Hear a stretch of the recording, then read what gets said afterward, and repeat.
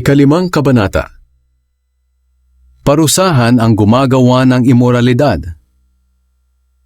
May nagbalita sa akin na mayroon diyan sa inyo na gumagawa ng sexual na imoralidad. Kinakasama niya ang asawa ng kanyang ama. Ito'y masahol pa sa ginagawa ng mga taong hindi kumikilala sa Diyos, dahil maging sila ay hindi gumagawa nito.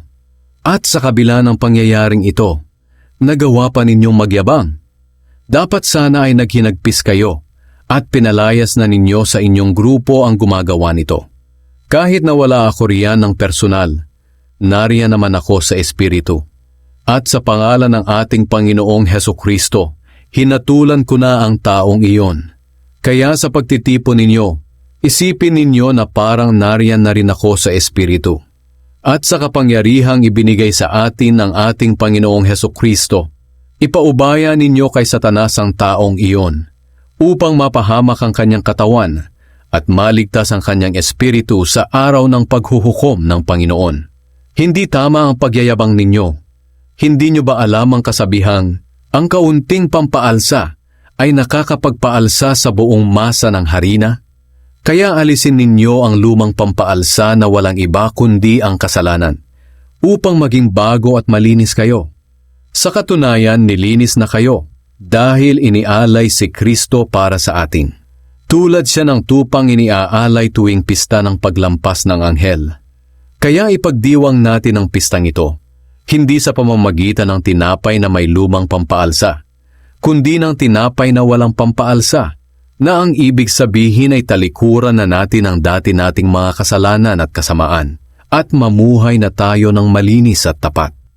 Sumulat ako sa inyo noon na huwag kayong makikisama sa mga immoral. Hindi ko tinutukoy dito ang mga taong hindi sumasampalataya sa Diyos, ang mga immoral, sakim, magnanakaw at sumasamba sa Diyos-Diyosan. Dahil kung iiwasan ninyo sila, kinakailangan nyo talagang umalis sa mundong ito. Ang tinutukoy ko na huwag ninyong pakikisamahan ay ang mga nagsasabing sila'y mga kapatid sa Panginoon, pero mga immoral, sakim, sumasamba sa Diyos-Diyosan, mapanlait, lasenggo at magnanakaw. Ni huwag kayong makisalo sa kanila sa pagkain. Kung sa bagay, ano ba ang karapatan nating husgahan ng mga hindi mananampalataya? Ang Diyos na ang huhusga sa kanila. Ngunit tungkulin ninyo na husgahan ng mga kapatid kung tama o mali ang kanilang ginagawa. Dahil sinasabi ng kasulatan, paalisin ninyo sa inyong grupo ang taong masama. Read the scriptures.